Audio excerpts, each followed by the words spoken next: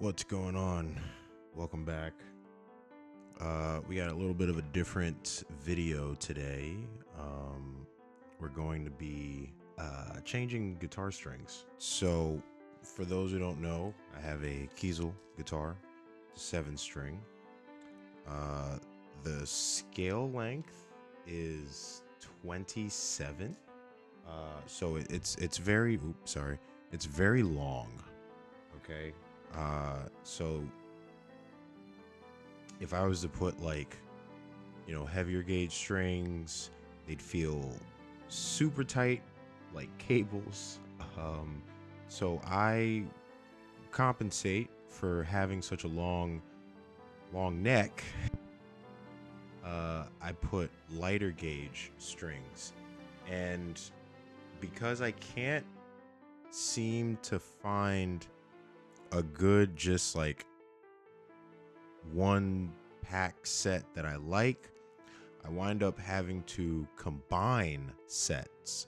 And what I got here is the brand Elixir. Okay, I have their OptiWeb 10 to 56, and I got the NanoWeb 9 to 46. Now, you're probably wondering what I'm gonna be doing with this, right? And real honestly, I'm gonna be using the entirety of the 9 to 46, okay? And I'm just going to be using the 56 from the OptiWeb. That's it. So I hope that makes sense. So brand strings that I use. Ooh, those boxes are dusty. We're gonna get started. So the first thing I do before I start unwinding anything is I get out some playing cards, and I learned this from Connor Kaminsky. He made a YouTube video on changing his strings, and the first thing he did was get out some playing cards and just wedge it underneath the bridge, until the bridge stays,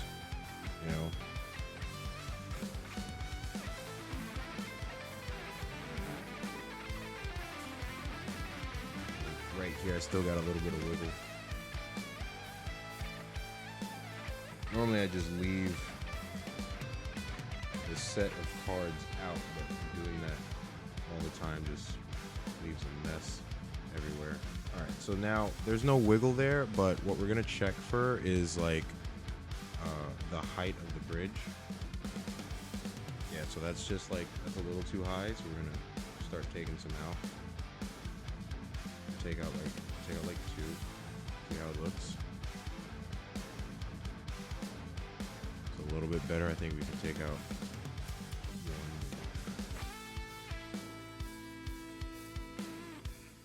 Yep, and that's perfect.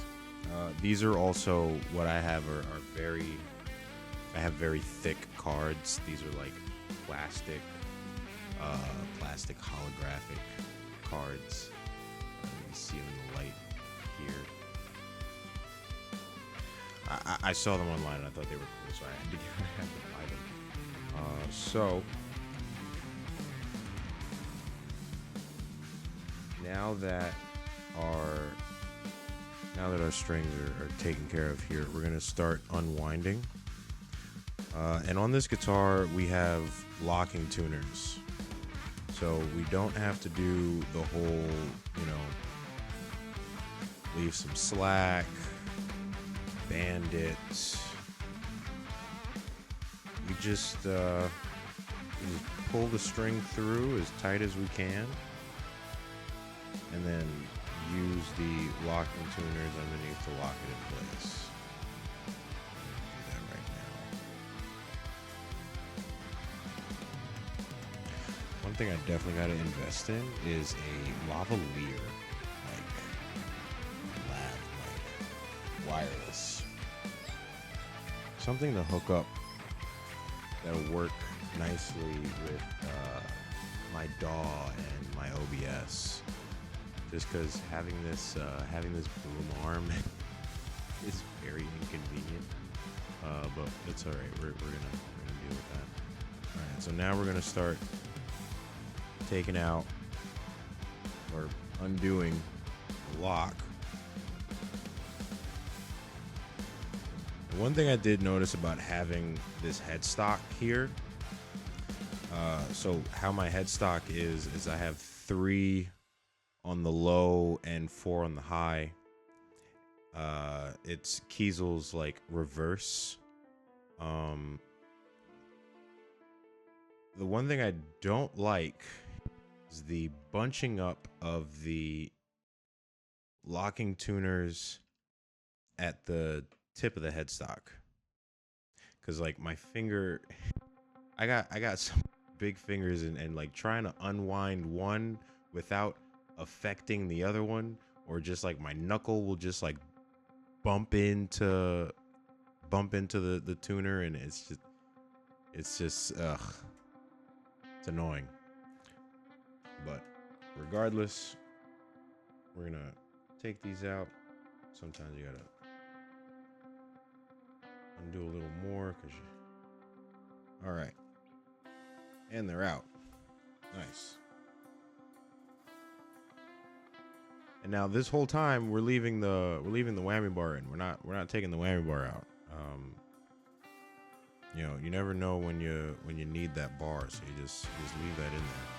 We're gonna slowly flip the guitar this way, and then just start feeding. I know I'm bumping the mic. I'm so sorry. I'm just gonna start feeding everything through the back.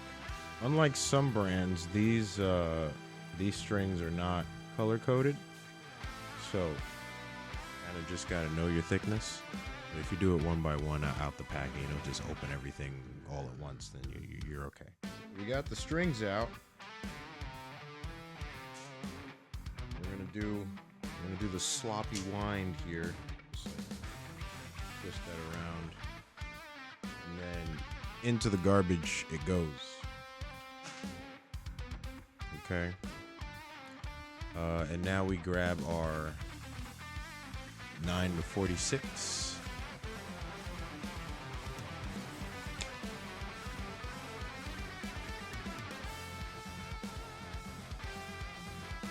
You may be asking, why do I choose elixirs, right? So it's funny. For a long time, what I was using was D'Addario or D'Addario, however you want to pronounce it. I don't know how it's actually pronounced. I always said D'Addario. But yeah, when I first started playing guitar, I was using D'Addario strings. They were easy to find, readily available, you know. And it just looked like that's what, you know, everyone at that time was using was D'Addario strings. Now, this was some time ago. Don't ask me how long I've been playing guitar. I don't even remember anymore. But it's been a long time. A long time. But yeah, I went from D'Addario. And the reason I stopped using D'Addario strings was because I kept breaking them. My high E would always snap. And I never understood why. I don't know if there was something wrong with the guitar, or there was just maybe I was using the wrong gauge for something. I have no idea. But all I know is that the high E kept breaking, and it would break it at very crucial times when I needed the string. It's always when I absolutely need it that it started to break. And back then I was a big bender. I loved bending. And I loved doing, big, huge bends. Having a 25.5 inch scale length, you know, allows you to do such things. So then I actually switched to Ernie Ball, and when I switched to Ernie Ball, I was using their what was I using? I was using their Super Slinky first, and then from their Super Slinky, I went straight to their Power Slinky. The Power Slinky was their 11 gauge set. So now you're probably wondering, why was I using 11 gauges on a 25.5 inch scale length? It's because I was detuning a lot. I was detuning, and I had this idea that the thicker the strings and the more you practice, the stronger your fingers would be. And it was true. It was true to a point, My fingers definitely got stronger, from playing on those strings. And you definitely noticed it when I was going from 11 back down to 9.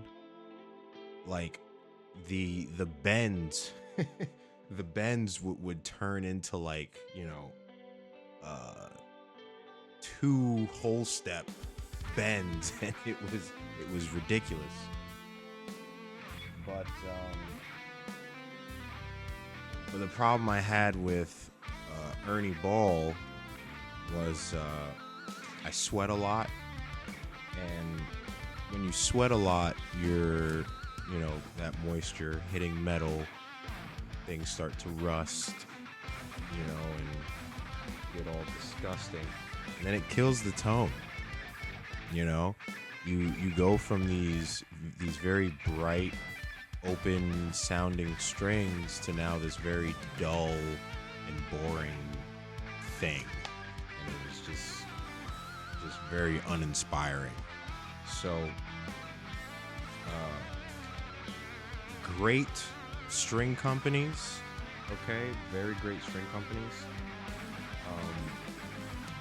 There were just problems in which I had that I couldn't remain using those companies. So now what I'm using is Elixir. And the great thing about Elixir is that the strings don't react to my sweat anywhere near as much as Ernie Ball. They sound just as bright, if not brighter.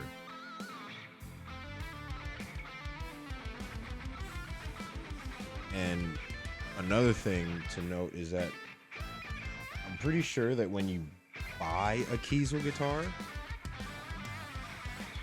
that's what your Kiesel guitar comes with as stock, is Elixir strings. So, funny little side note there, right? Probably a reason as to why they use Elixir strings, Probably something going on there. But, alright, now all of our strings are through. So slowly turn that back over.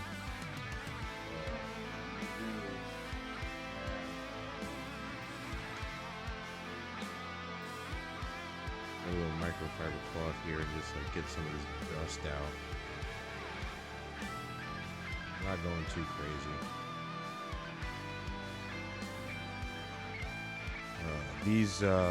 These inlays here, these are all just stickers, so I'm not too worried about how clean the fretboard is.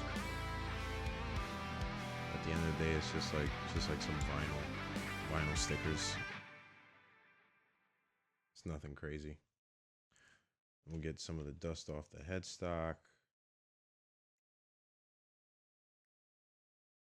I swear, in different lighting,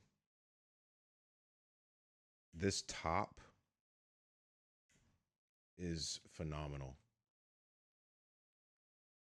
All right. Now,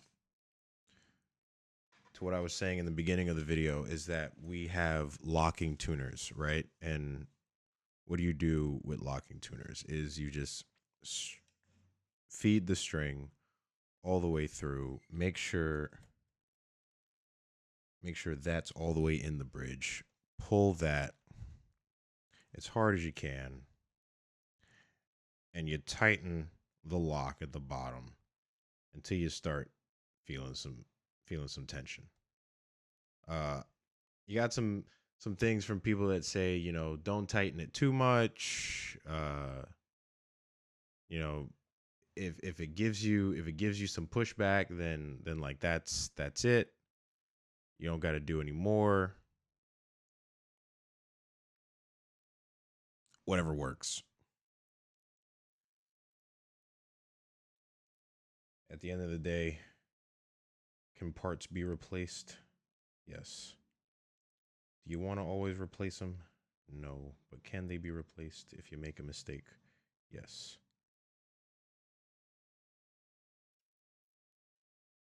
All right. Make sure that's all the way through. My tuning is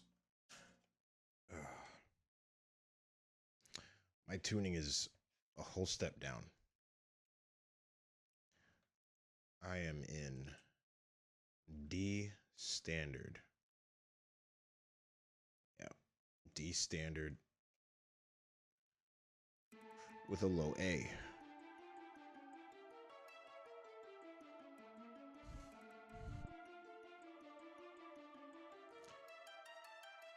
And how I remember this is I have a printout of of my fretboard, so I can just pick over here, and everything's like color coded and stuff. It's cool. I can just pick a letter and just go all the way down and like choose. All right, what tuning do I want to be in? All right, do I want to be in E with a low B? Do I want to be in D sharp with a low A sharp? What do I want to be in? I can be in whatever I want.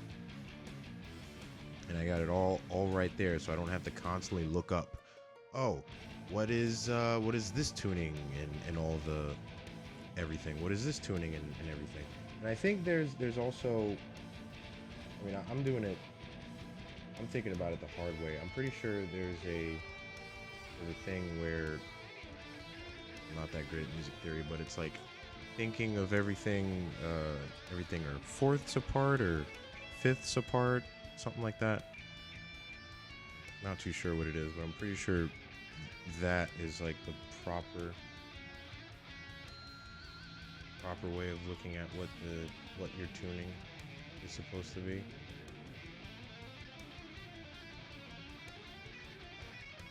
Matter of fact, what is that? A, B, C, D, so that's a fourth.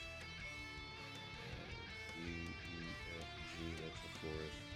G, A, B, C. Oh, look at that. We're looking at fourths. Look at that.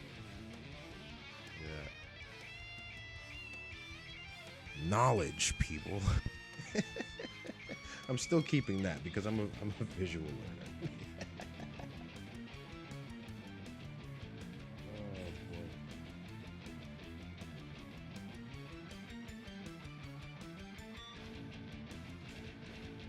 If there was ever something that I hated to do that involved guitar, it would be changing strings. Yeah, I love when strings are changed. I don't like changing them. It's annoying. It's boring. It's tedious. There's a lot of back and forth going on.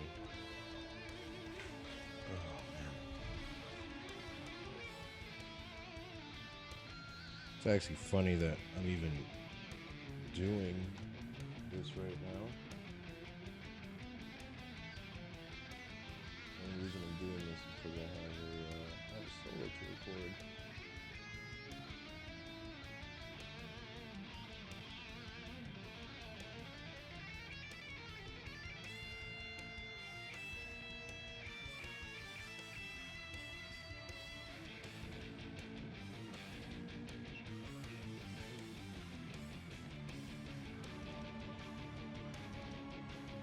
There we go. All right. So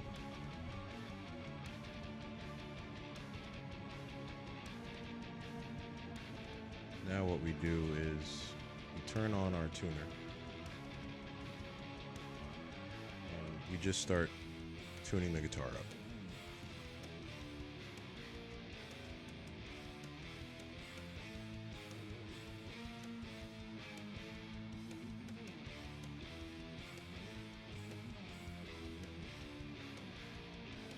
All right. So after going through that very long and tedious tune-up, that's pretty much it.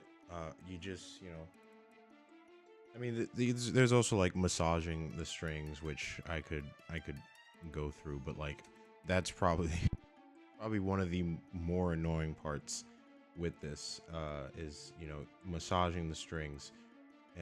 You know what? I'll do it. Anyone that doesn't know how to do it, you can either use two hands or you can use one hand. It doesn't really matter. But what you want to do is you want to pick the string up with your index. Okay, right? You feel that tension right there, and then you're gonna take like the center of your thumb, and you're gonna dig that in the opposite direction.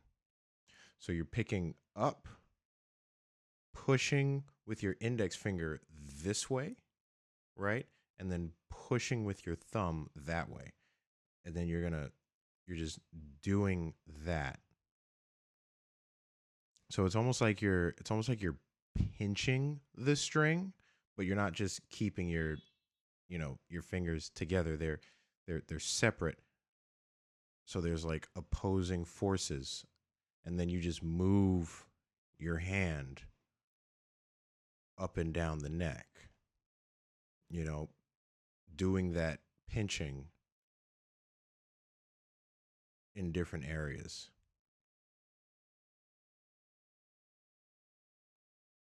Uh, Sometimes I'll actually use the nail of my thumb to push.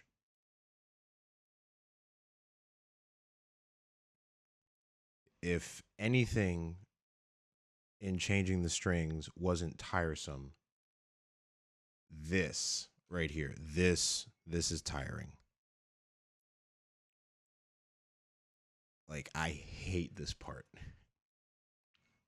And if it hurts your hand, what you can do is get a very nice cloth, or get a t-shirt. Put like a couple socks over your hand, okay, and then use that instead of using your bare fingers if it hurts, because guaranteed, if this is like your first time, changing strings, and you're doing the massaging thing. Now, why do you do the massaging, right? What it actually does to the string, I couldn't tell you. But I mean, if I remember correctly, it's supposed to stretch the string out, so that if it's already stretched, you're not going to go out of tune. Because what's going to happen is, if you don't do this, and if you try doing like some bends, or you fret the strings very hard, you're going to notice that, yeah, sure, you'll play the note, but then realize that you're stretching the string, and it's not already stretched, and it's going out of tune, right? You're basically you're adding tension, and then that tension stretches out, it's very difficult to explain. I'm not good at the science of guitar. But if you want to stay in tune after you're done changing your strings and you've tuned the guitar up, if you want to stay in tune as much as possible, you do this. You do this no matter how many times it hurts. You do this. And like doing this enough, you notice that you start getting like an indent in your nail, and you're just like, oh, here we go. You're gonna have to clip that.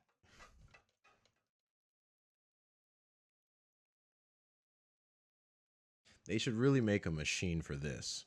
Like guitar companies, come on now.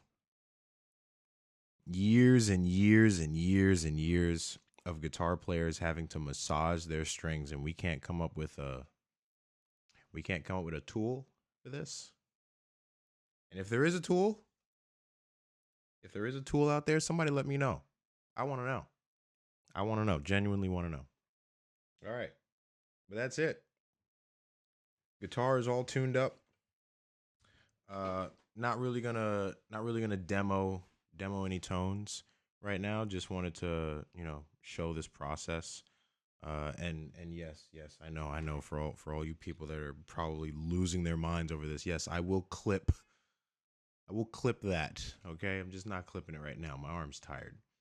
But yeah, thank you so much for watching, everybody. Like, comment, and don't forget to subscribe.